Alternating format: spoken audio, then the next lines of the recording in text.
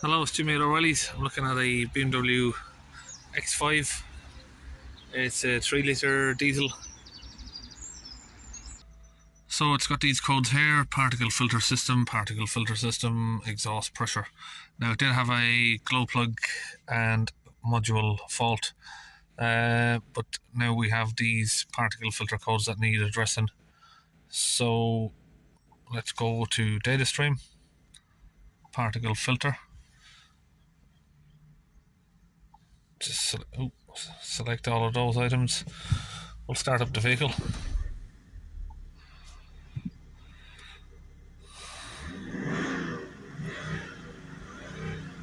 Have a look at the pressure there. So we'll hold it up around about 3000 RPM. We got around 760, 750 at idle. Got around 145 millibars of pressure on the particle filter there. So we'll just give it a couple of revs, get the engine warmed up a little bit. It's been sat here for a while now while we're doing diagnosis. Usually when the engine warms up, the DPF pressure would increase. So again, we'll hold it up around 3000 RPM there, if we can get it to stay steady.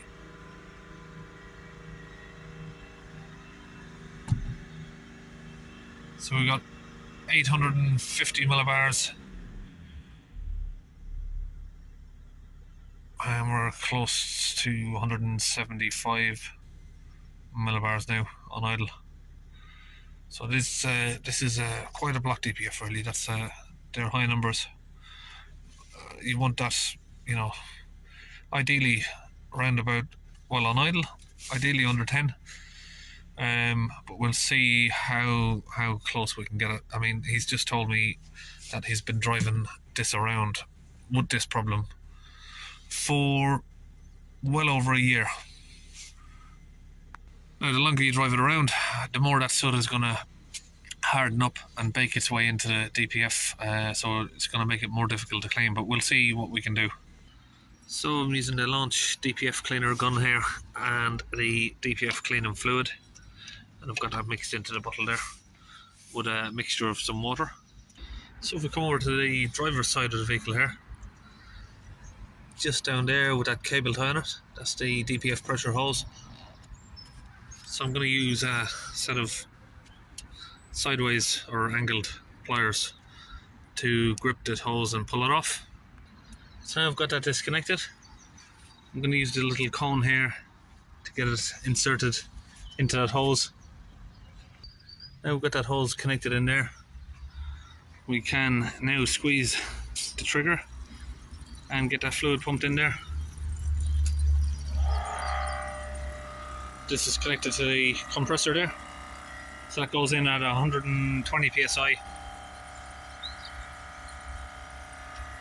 So I've got the compressor there set up to 9 bar pressure. I'm just going to hold the trigger completely. I'm not going to do no pauses, just going to hold the trigger until all the fluid's gone in, and then I'll let it sit in there for 10 or 15 minutes before I start the engine up. So that's all the fluid gone in. We'll disconnect the hose there.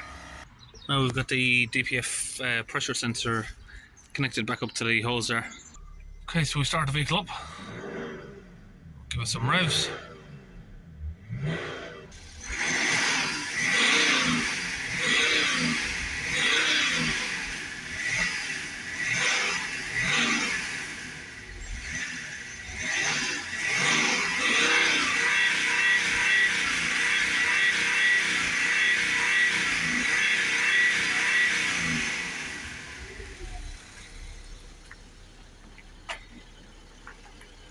Okay, now we'll just hold it up at around about 3000 RPM for a couple of minutes.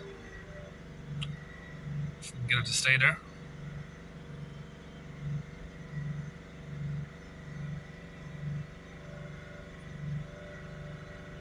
There we go.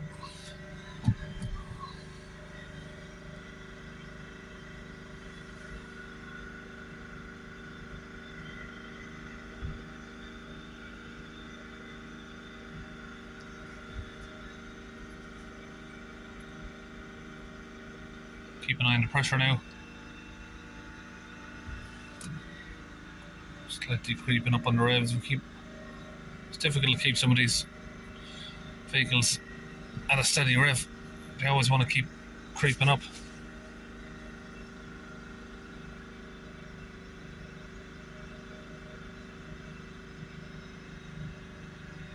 So we'll let it idle down, see where we are at the minute. Sort of 17 millibars. Now we're just going to take the vehicle on a 10-minute drive. So we have around 110 millibars at 3000 RPM, and we have, well, we did just have 9. It's 11 millibars of pressure, so we haven't really had the best result on that now. So I'm not sure if it's going to need a new DPF, or it's it might do its own regeneration now on the way home, and hopefully bring that down a little bit better. But that seems to be the best that we can get out of it. So yeah, we done a second clean on that while the vehicle was running, but that was as best as we could get there, down around to 11-12 millibars. So see you in the next video.